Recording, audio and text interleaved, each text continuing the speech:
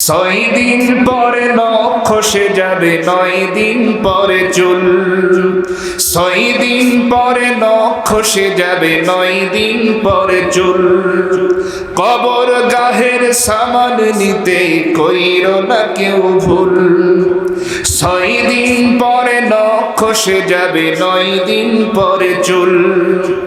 কবর গাহের সামান নিতে কইরো না কেউ ভুল। কবর জায়গা ভালো নয়, কবর জায়গা ভালো নয়। আমল দিয়েই কবর গৃহ সাজিয়ে নিতে হয়। আমল দিয়েই কবর গৃহ সাজিয়ে নিতে হয়। ঠিক কিনা বলেন? 17 দিনে পেট ফেটে শেষ পোকার খাদ্য হবে। 60 দিন পরে গোশ থাকবে না, কঙ্কাল পড়ে রবে। ও ও ও 17 দিনে পেট ফেটে শেষ পোকার খাদ্য হবে। 60 দিন পরে গোশ থাকবে না, কঙ্কাল পড়ে রবে। 90 দিনে হাড়গুলো সব, 90 দিনে হাড়গুলো সব আলাদা হয়ে রয়। কবর জায়গা ভালো নয়, কবর জায়গা ভালো নয়। আমল দিয়েই কবর গৃহ সাজিয়ে নিতে হয়। আমল দিয়েই কবর গৃহ সাজিয়ে নিতে হয়। 6 দিন পরে নখ খসে যাবে, 9 দিন পরে চুল।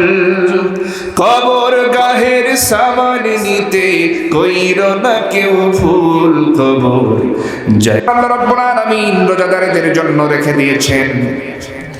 যদি কোনো রোজাদার বান্দা ঈমান এবং ইহতিসাবের সঙ্গে রোজাগুলো রাখতে পারে, ঈমানান ওয়া ইহতিসাবান গুফিরা লাহু মা তাকাদ্দামা মিন যামবি। ঈমান এবং ইহতিসাবের সঙ্গে যদি কেউ রমজানের রোজা রাখে, আল্লাহ রাব্বুল আলামিন তার জিন্দেগির গুনাহগুলো মাফ করে দিবেন। এখন এখানে গুনাহ নাই এমন একজন মানুষ একটু হাত তুলে দেখান তো। গুনাহ নাই এমন কেউ আছে? তাহলে গুনার যদি থেকে থাকে মাপ চাইতে হবে না? মাপ পেতে হবে কিনা? মাপ না নিয়ে যদি কবরে যাই বিপদ আছে না? যে কোনো মুহূর্তে আমার আপনার মরণ হতে পারে। একথা ঠিক না ঠিক? কথায় আছে যে আজ আছি আজ আছি, একথা কি সত্যি? সত্যি, ঠিক আছে। কিন্তু আমি আবার চিন্তা ভাবনা করে দেখলাম যে না, এটাও সত্যি না।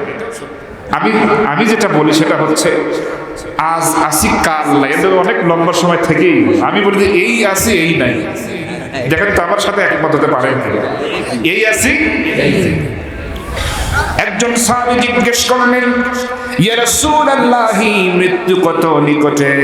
নবীজি বললেন, শোনো সাহাবী, আমি ডান দিকে সালাম ফিরিয়েছি, বাম দিকে যে সালাম ফেরাতে পারবো আমি নবী, আমারও গ্যারান্টি নাই। সুবহানাল্লাহ, এত নিকটে।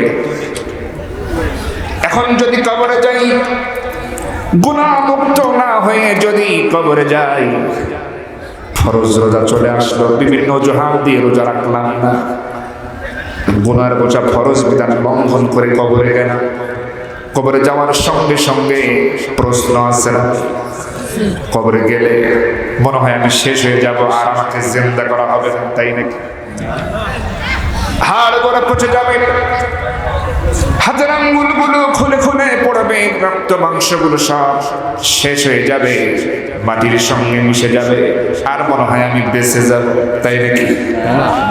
আবার জিন্দা করবেন কে? বিচার করবেন কে?